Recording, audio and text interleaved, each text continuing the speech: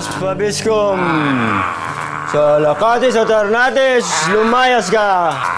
Lumayas ka! Lumayas kayo rito! Ano ba? Mang Emilio, inaasahan po namin yung paggagamot mo, ha? Maasa po talaga ako na umayo siya mga anak ko sa panggagamot mo. Manalig ka sa Diyos. Gagaling sila. Oo.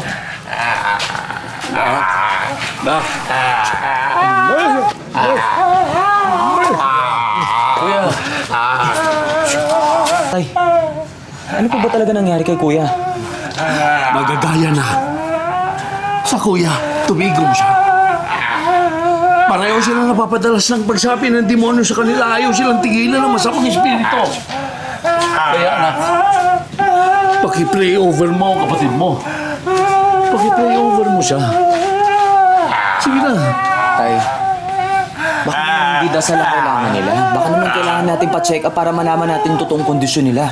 Nagawa ko na ipa-examine sila sa ospital sa bayan. Pero ang doktor, parehong walang makitang masakit sa kanila. Kaya isa lang pinaniniwalaan namin dito na dahilan, may sumpa sa pamilya natin. Isang nakakatakot na sumpa. Tay, hindi naman porket di natin mabigyan ng eksplanasyon ng mga bagay-bagay, maniniwala na tayo sa mga sumpa-sumpa. Pero paano mo ipapaliwanag ang nangyari sa amin na nasira niyong ina? Nabuntis ko ang nanay niyo noon, isinumpa kami ng lola niyo na magbabayad ng aming mga anak sa ginawa namin pagtanang dalawa ng nanay mo. Kaya ito ang nangyayari sa mga kapatid niyo, anak. Totoo ang sumpa, anak. Totoo ang sumpa. Kuya, okay lang kayo? Kaya bago mawala ang nanay mo noon, mahigpit niya ipinagbilin.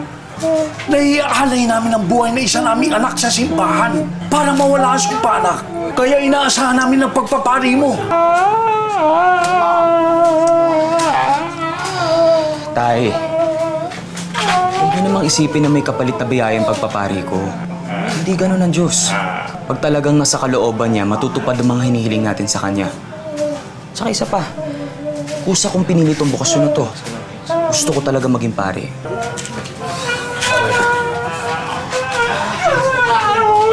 Kuya Lubert, ano na? Tataga mo lang yung loob mo, ha? Manalig ka lang sa Diyos.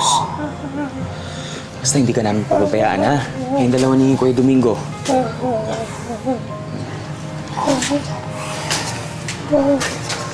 Oh, nakikita mo ngayon ang reaksyon ng kapatid mo.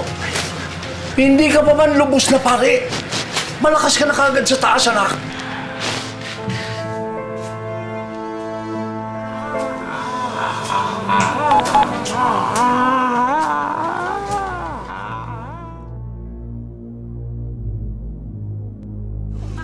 Medyo nabitin kasi kami kaya yan, oh. Tingnan mo.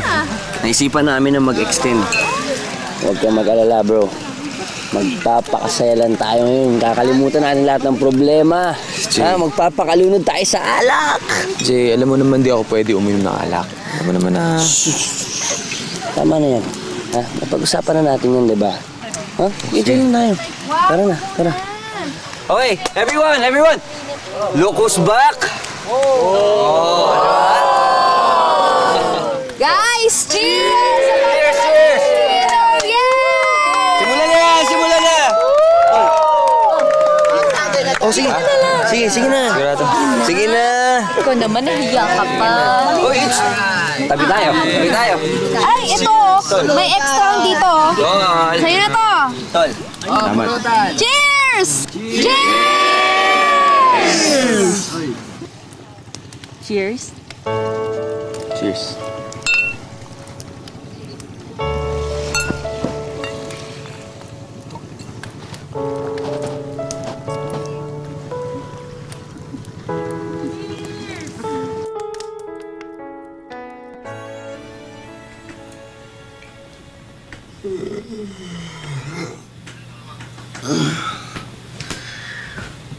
Lord.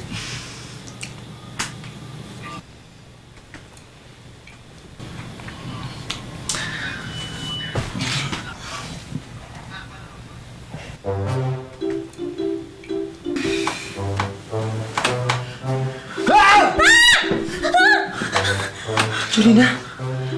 Anong ginagawa mo dito? Ha? Dinala mo ako dito eh. Ano? Oo kaya. Saka OA mo mag-react ha? Ako yung babae, dapat ako yung nagre-react ng ganyan. May nangyari sa atin? Mukha bang wala? Jorina! Hindi mo maintindihan. What is it that I can't understand? Sige nga. Jorina, malapit na ako magpare! Magpapari ka! Diyos ko. Bakit hinayaan niyo po akong padala sa tukso? Bilang alagad niyo, napakalaking kasalanan po ang nagawa ko. Patawarin niyo po ako. Alam ko naman ho na walang ibang dapat sisihin kundi ako lang. Mahalaga po sa akin ang pagpapari. Lalo na sa pamilya ko. Kaya gagawin ko po ang lahat. Kahit araw-araw magpenitensya ako. Hayaan niyo lang po akong patuloy na makapagsilbi sa inyo. Kayo na rin po ang bahala kay Jorina. Sana mapatawad niya rin ako sa nagawa ko sa kanya. Kasabay ng kanyang paghingi ng tawad sa Diyos, sumulat din si Noriel kay Jorina para humingi ng dispensa para sa namagitan sa kanila ng gabing iyon. Mula noon, pareho na nilang pilit kalimutan ang isa't isa. Pero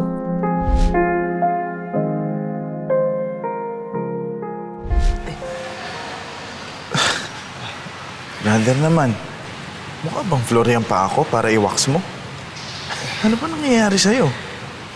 Ilan linggo ka ng ganyan, parang wala ka sa sarili mo. Pasensya na.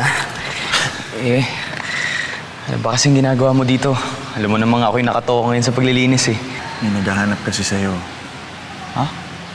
Sino?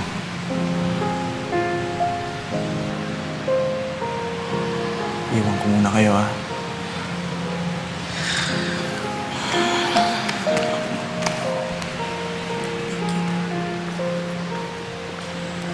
Teka na.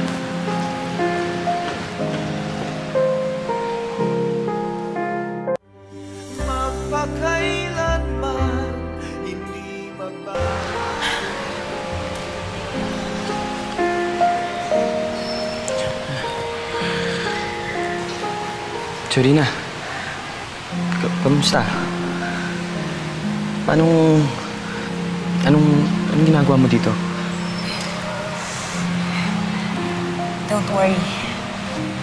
Wala naman akong intensyon na manggulo. Pinilit ko lang talaga si Jay na sabihin sa akin kung saan kita malulukin. Kasi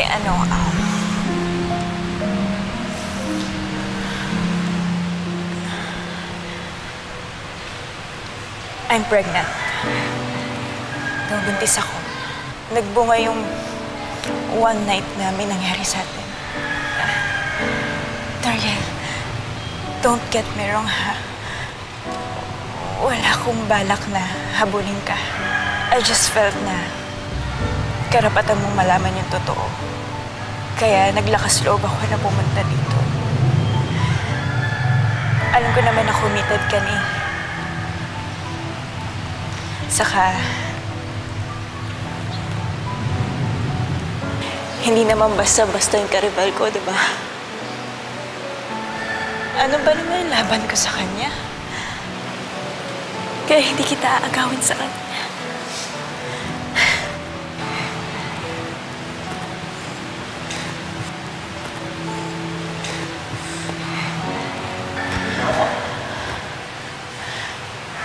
Kung alam ko lang na magpapari ka, edi sana in-avoid na kita. Pero wala eh. Nangyari na, di ba? Kaysa na maidamay ko tong inosenteng batang to.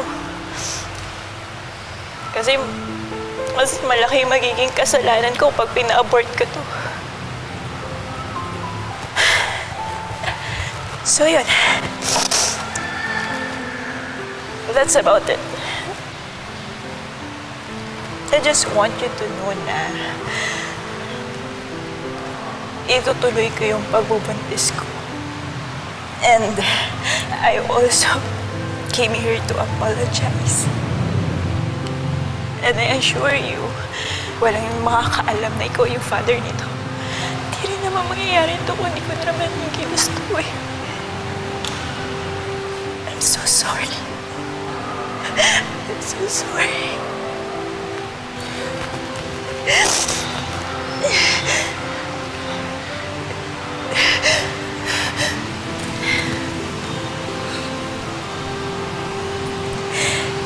Goodbye to you,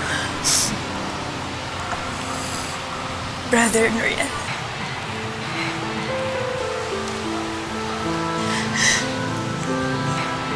Jorina,